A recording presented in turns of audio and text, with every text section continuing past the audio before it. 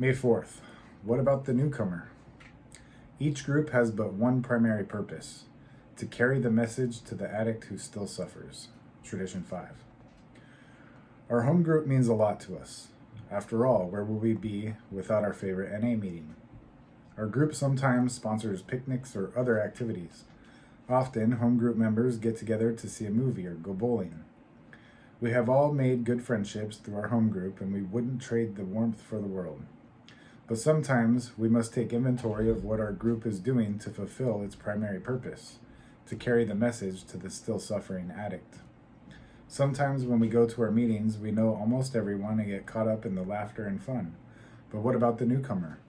Have we remembered to reach out to the new people who may be sitting by themselves, lonely and frightened? Do we remember to welcome those visiting our group? The love found in the rooms of Narcotics Anonymous helps us recover from addiction. But once we have gotten clean, we must remember to give to others what was so freely given to us. We need to reach out to the addict who still suffers. After all, the newcomer is the most important person at any meeting. Just for today, I'm grateful for the warm fellowship I have found in my home group. I will reach out my hand to the still suffering addict, offering that same fellowship to others. I'm Herb the Addictaholic. This is Just for Today. And I do an alumni meeting on Mondays at the treatment center that I went to. And actually, I just picked up a secretary position for NA meeting on Sunday nights at that same treatment center. And that treatment center cycles through, it's usually 30 days that we go through treatment there.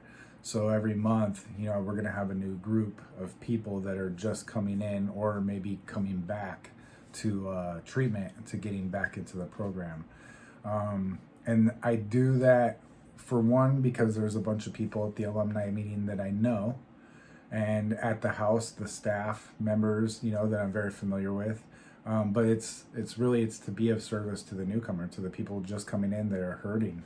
They're going through it. They're going through maybe a separation or a divorce, being away from their families, taking time away from work, to get better. And if I could go in there and welcome them and allow them to see what kind of fellowship lies ahead, in this program, and the wonders that it's been working in my life, hopefully I can allow them, a little bit of comfort, a little bit of warmth, not me solely, it's not about me. It's really about the newcomer. There's a reason why we ask the newcomers stand up at a meeting and introduce themselves, not to embarrass themselves, but so that we may get to know them.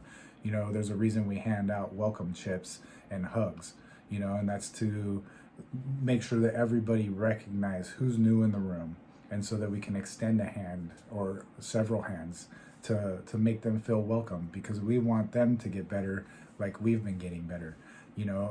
I've used this analogy often, but I feel like a bum or a transient or a homeless person who has stumbled across this silver platter feast, and I want to share it with everyone. I don't want to keep it all for myself. I'm not going to sit there and pick off of this giant turkey.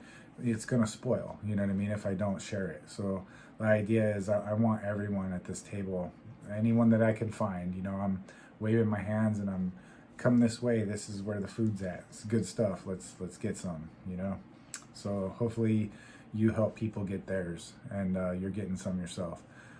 Love you guys. Keep coming back. Hope to see you tomorrow. It works if you work it.